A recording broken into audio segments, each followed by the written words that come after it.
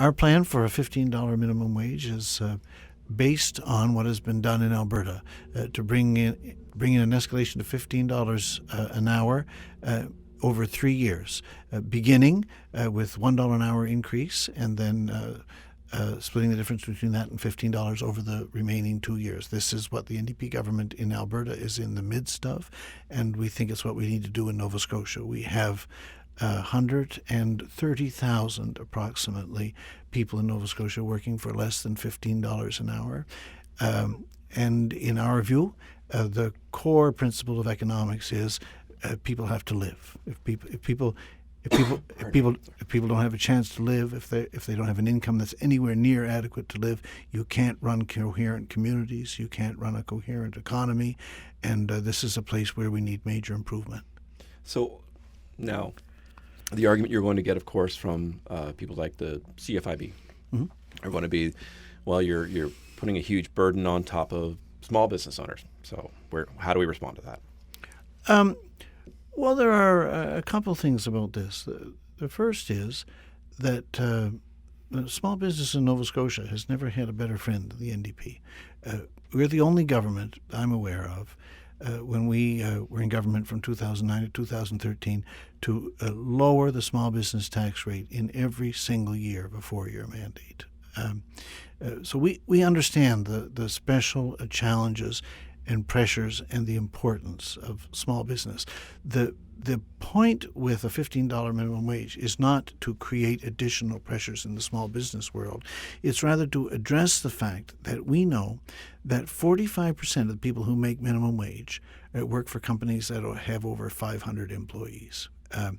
So our $15 minimum wage legislation is designed so that there is room to establish exemptions and carve-outs for small companies that are often family-owned and where there aren't the margins to increase the minimum wage in this way. But that sector is not our problem. The problem is the large corporate sector, where a lot of money is being made off of people in Nova Scotia working for $10.70 an hour.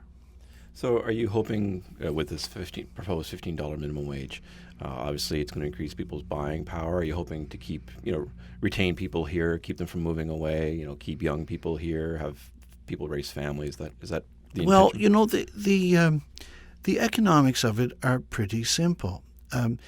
If people, in fact, have no money to spend, if people's lives are entirely taken up with their not having enough, the small business sector, the business sector as a whole, is placed under extraordinary pressure. The economy only works when people have money that they can spend. People in the average and lower income brackets, when they spend their incomes, they tend to spend them in the local economy.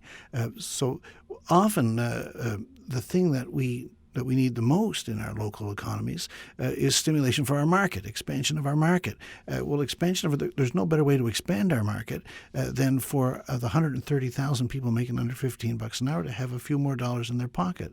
We know that if we had a $15 minimum wage, that on the South Shore there are 16,000 people whose wages would be increased in this way. We think this is one of the most important economic development initiatives the province could take.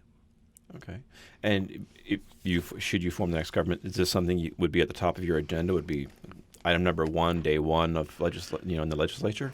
Where do you put this on your priority list? Well, it's high on our priority list. That's why we've brought it forward as a piece of legislation this spring. It's at the center of our program. In our view, income inequality and income inadequacy are two of the core problems holding us back in the province. We know that in the HRM, the 1% are making over $330,000, while at the same time across Nova Scotia, The average income of 90% of people filing income taxes is under $30,000. So we can't run a coherent economy or a coherent society with this kind of division. And so once you identify that we have to address this problem of the inequality between the 1% and the 99%. Well, where do we start? Well, we think a $15 minimum wage is a good place to start. Okay. Are you getting? You said you've already introduced this in the legislature. We so did. What kind of reception are you getting from across the aisle?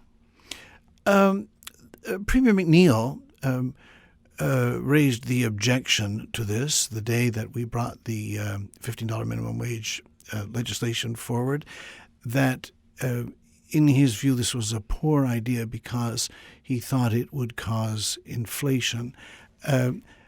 I think from an economics point of view, this is imbecilic. There is virtually no credible economic voice in the Western world that thinks one of our top 10 economic problems is inflation. Inflation is not our problem. The problem is we have large volumes of people who don't have enough to live.